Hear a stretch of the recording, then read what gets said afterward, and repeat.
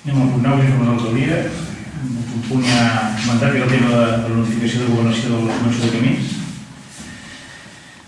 Un és de donar compte que s'han acabat els treballs de neteja de les franges de Montjuïc i Montclar. Una primera fase que ha fet bona feina, gràcies a l'ajuda de la Diputació de la Generalitat. Ens vam fer marc d'organyes a Ciutat Montclar, una mica tard però Montclar.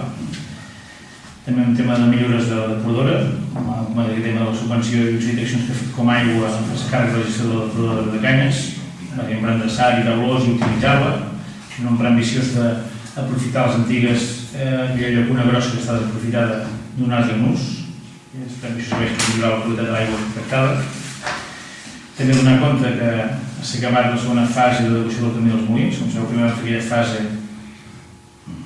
de les diferents pedreres i els regarals. Ara han fet el mateix, donant feina una persona durant 6 mesos per l'altra banda, i també amb unes accions de connectar les diferents pedreres per dintre en aquell àmbit, com a zona de passeig i d'adequació. També donar compte que aprofitant la festa major de setembre, la Diputació va vendre les obres de millora del carrer dels Llums.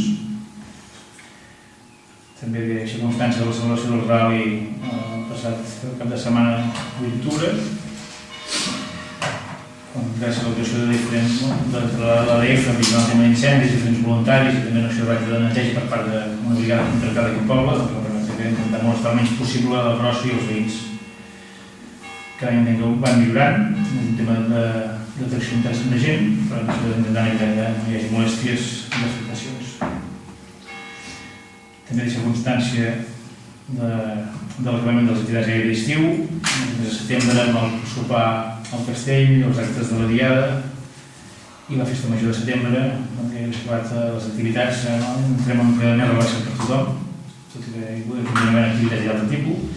I també podríem deixar constància de la celebració del referèndum el dia 1 d'octubre, aquí a Riu de Canyes, que gràcies a la implicació de molta gent, voluntaris, veïns, tractors vigilant, participant en les activitats que van organitzar els joves i l'AMPA i l'ANC, i tots plegats vam aconseguir que malgrat nervis i patir s'acabés una mica precipitadament, però l'organitzat va complir, i tothom amb la seva implicació i participació.